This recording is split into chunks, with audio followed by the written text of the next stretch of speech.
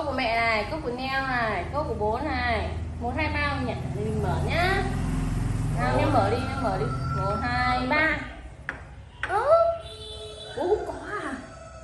Bố không có à? Cái đấy không lấy được. Thế bây giờ Neo có cho bố không? Em cho bố không? Cho bố không? Cho bố không?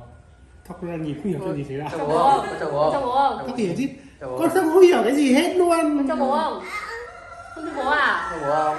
Bố không có nhưng không cho bố à? Không cho bố à? Con đang bảo em cho phép cho anh mượn tí. Cho bố. Không cho mẹ à? Không cho mẹ à? À, cho mẹ à?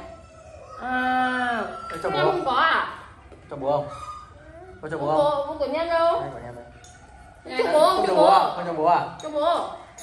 Cho bố. Cho bố nửa. Con cắn đi một nửa thì cho bố nửa. Cho bố hết. Alo. Cả nhà cũng ăn mà.